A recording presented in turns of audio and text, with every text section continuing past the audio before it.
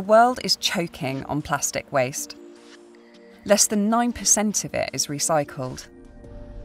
I'm on the trail of an emerging industry which promises to change all that. Starting in Merseyside, a key UK chemical hub and home to a pioneering plastic recycling business. Hi Alex. Hi Todd. Good to meet you, Nice Toby. to meet you. Hi. Used tyres are a big part of the plastic waste problem.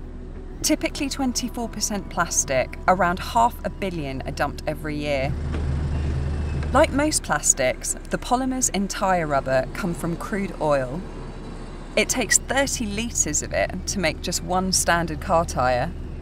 When you think about tyres, you tend to think about rubber. You don't think of the oil that's contained within them. Wouldn't it be amazing if we could reverse manufacture them back into crude and then use that crude to manufacture new plastics?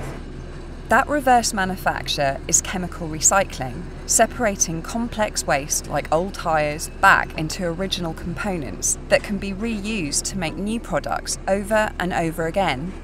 A so-called circular economy. The first step is mechanical, shredding, separating and pulverising. Once the metal and textiles are stripped away, the tyre shreds are broken down and sorted into exact uniform-sized pieces.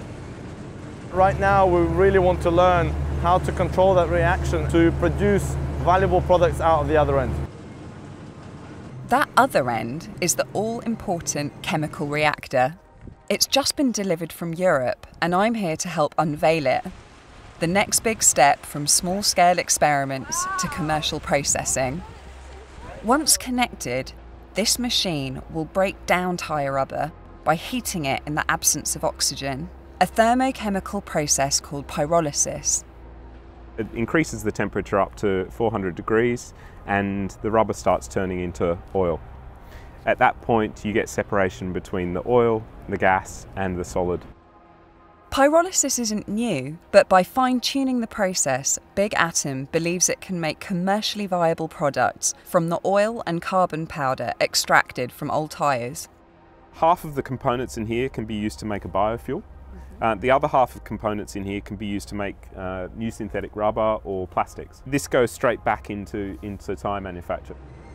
Gas is also produced, which can be fed back to the generators powering the reactor. Right now, most of this rubber is sold for reuse in applications like road or place surfacing, but the company aims to be chemically recycling it on a commercially viable scale by 2022. And it's not alone.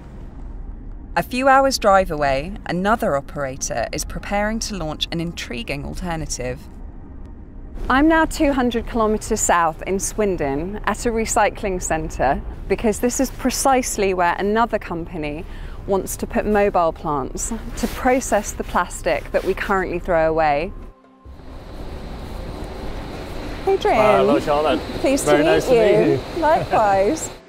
Now 10 years into research and development, Recycling Technologies is targeting complex, often contaminated food packaging that can't be recycled mechanically. It's films and it's crisp packets and it's just all of the type of plastics which normally people don't do anything with other than landfilling them or burning them. We have to really stop doing this. We can't keep putting carbon into the atmosphere by burning materials. All plastic, even the waste plastic that we normally think is waste plastic, is actually a very valuable material. I'm led through a pyrolytic process similar to that used in other experimental plants, which promises to extract that value from plastic rubbish. It's heated and turned into gas. Cooling down in stages, the gas separates into the ingredients the plastic was made from. Perhaps we could take a look at what comes out the other end. Up to 80% of the waste fed into the plant is recovered, converted, and ready to be used to make new products. So this will become food-grade plastic, this could become crisp packets or yogurt pots or whatever again. It's a clever process, but it begs the question, shouldn't we all just stop using so much plastic? What's the alternative? If you use glass, it's going to be much higher carbon footprint. If you use metal, it's going to be much higher carbon footprint.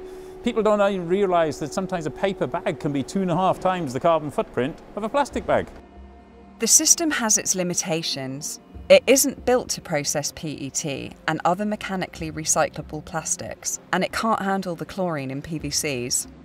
But it can process 7,000 tonnes a year and is designed to be mass-produced in modular form. By making those Lego bricks, if you like, and then clipping those things together, you get yourself a plastic processing machine very, very easily. One commercial plant is in construction. The ambition is to build 200 a year. Chemical recycling is gaining momentum, and investors who see profit in the circular processing of plastic waste.